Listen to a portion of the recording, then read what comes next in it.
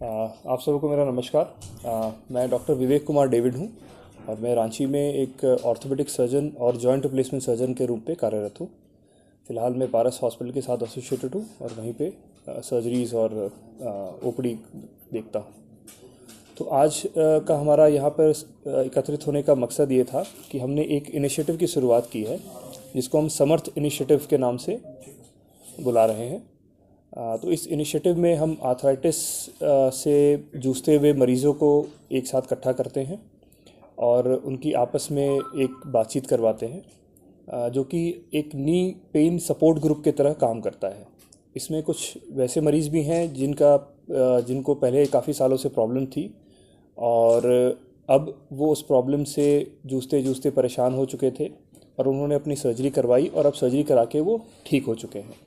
तो जिस सर्जरी की मैं बात कर रहा हूँ वो जॉइंट रिप्लेसमेंट सर्जरी है, नी रिप्लेसमेंट और हिप रिप्लेसमेंट सर्जरी जिसको हम लोग कॉमन भाषा में बोलते हैं। तो वो काफ़ी मरीज़ ऐसे थे आज के हमारे इस ग्रुप की मीटिंग में जो कि ऑलरेडी उस सर्जरी से गुजर चुके थे और अब वो ठीक हैं या उससे उभर रहे हैं। और साथ में कुछ मरीज़ ऐसे थे जिनको वो प्रॉब्लम्स हैं बट वो किसी डर के कारण, किसी भय के कारण या समाज में जो फैली हुई भ्रांतियां हैं उसके कारण वो ऑपरेट नहीं करा पाए हैं या ऑपरेट कराने से डर रहे हैं। तो इन सारे मरीज़ों को एक साथ एकत्रित करने का हमारा यही मकसद था कि जो मरीज़ है वो आपस में एक दूसरे से बात कर सके और अपना जो डर है, भय है वो दूर कर सके ताकि कोई किसी का ट्रीटमेंट ना छूटे इस डर से कि हम सर्जरी करा के हम सक्सेसफुल नहीं हो पाएंगे, हम चल नहीं पाएंगे, हम कभी खड़े नहीं हो पाएंगे, जो कॉमनली जो भ्रांतियाँ घूमती हैं। तो उसको दूर करने की एक पहल थी ये और आज ये हमने यहाँ पे स्टार्ट करी है। तो ये पहली मीटिंग थी और ये काफ़ी सक्सेसफुल रूप से कंडक्ट हुई। कितने मरीज शामिल हुए थे? इसमें करीब करीब 24 से ऊपर मरीज़ आए थे जिनकी पहले सर्जरीज वगैरह हो चुकी थी। ठीक हुए मरीज भी थे? हाँ, ठीक हुए जिनकी पहले सर्जरी हो चुकी थी, है ना। और बाकी मरीज़ थे, मुझे लगता है 12 या 13 लोग ऐसे थे जो कि मतलब सर्जरी कराने वाले। ठीक है।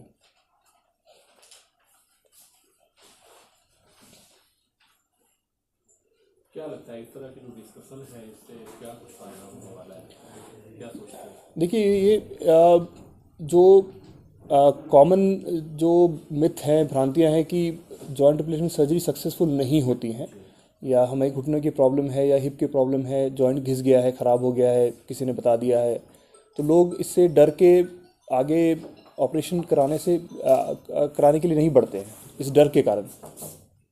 तो इस मीटिंग से मैं वही करने की कोशिश कर रहा था कि आप, क्योंकि हर डॉक्टर के पास आप जाएंगे, डॉक्टर बोलेगा कि अच्छा हाँ नहीं आप सर्जरी करा लीजिए, तो लोग को ये विश्वास नहीं होता कि हर डॉक्टर है, डॉक्टर तो बोलेगा ही सर्जरी करने के लिए।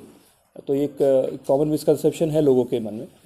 तो हमारा मकसद यही था कि ठीक है, आप हमारी बात मत मानिए, आप उन्हीं मरीज़ से सुनिए जो करा के चुके हैं और वो अब ठीक हैं।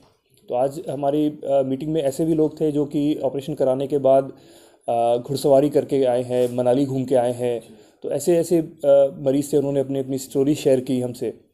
कुछ पेशेंट्स ऐसे थे जो कि बेड रिडन हो गए थे, मतलब सालों से बेड पे ही पड़े थे और सर्जरी करा के अब ठीक हैं, दर्द ख़त्म हो चुका है, तो अब एक छड़ी के साथ चलना फिरना शुरू कर चुके हैं और उम्मीद यही है कि विद फिजियोथेरेपी धीरे धीरे कुछ समय के बाद वो पूरी तरह से इंडिपेंडेंट होके बिना छड़ी के सहारे भी चल पाएंगे।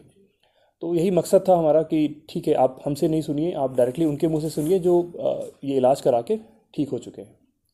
और दूसरे मकसद ये भी था कि ये इलाज ज़्यादातर लोग बड़े शहरों में ढूंढते हैं, है ना। बोलते हैं कि ये है, क्योंकि सर्जरी में एक कॉस्ट इन्वॉल्व होता है, महंगी सर्जरी है, तो लोग सोचते हैं कि नहीं हम बड़े शहर में जाके ही करा पाएंगे।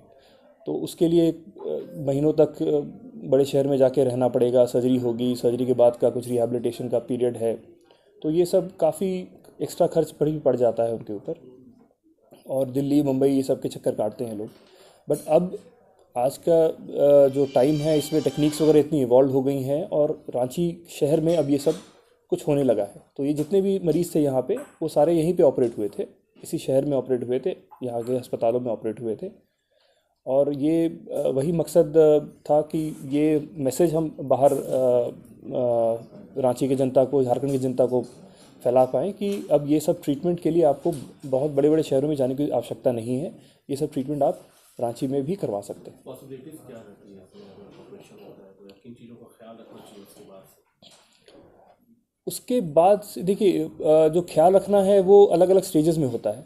पहले सर्जरी के 2 हफ्ते जो है वो इनिशियल रिकवरी फेज़ बोलते हैं हम लोग, उसमें मांसपेशियाँ हील हो रही होती है। जो अभी हमने सर्जरी किए हैं, जो कट्स लगाए हैं, जो टाँके लगाए हैं, तो वो घाव भर रहे होते हैं। तो पहले 2 हफ्ते फिजियो जो होता है वो बहुत एग्रेसिव नहीं होता है, वो माइल्ड फिजियोथेरेपी होती है। चलना फिरना यूजली लोग एक सहारे के साथ करते हैं, और उठने बैठने में थोड़ी सी रिस्ट्रिक्शंस रहती हैं। बट एक बार जब ये सारा रिकवरी, इनिशियल रिकवरी पीरियड वगैरह ख़त्म हो गया होता है, तो फिर ऐसा कुछ खास रिस्ट्रिक्शन नहीं रह जाता है उनके जीवन शैली में। जो भी आप उस एज ग्रुप के इंसान के साथ आप एक्सपेक्ट करते हैं कि इनको वो चीज़ कर पानी चाहिए, मतलब एक दिन जो जीवन शैली है, जो दिन भर की दिनचर्या है, जो जो हम करना चाहते हैं, वो सब हम कर सकते हैं। तो वो सारी चीज़ें उनको अलाउड होती हैं, ऐसा कुछ खास मनाही नहीं है। जैसा मैं बता रहा था कि एक पेशेंट ऐसे भी आई थी जो आज अपना खुद स्टोरी शेयर करके आई कि वो मनाली घूमने चली गई, ऑपरेशन वगैरह करा के, घुड़सवारी भी करके आई। हालांकि वो हम मना करते हैं, ठीक है, कि इतना भी नहीं करना है, क्योंकि एज भी है, एज भी कम है ना। और अगर हम एनेस्थीसिया फिटनेस की बात करेंगे तो वो तो मिल ही जाएगा उनको। बट फिर भी अगर वो, मुझे पता है कि वो खड़ा हो ही नहीं पाएगा कभी, तो उनका रिप्लेसमेंट की सर्जरी करके कोई फ़ायदा नहीं। तो वो फैक्टर जो है वो एज नहीं है, वो पेशेंट का फिटनेस कैसा है सर्जरी के लिए, वो ज़्यादा डिटरमाइन करता है उसको। क्या मैसेज देना चाहेंगे among the society to prevent knee replacement और इसको घुटने के दर्द से राहत के लिए?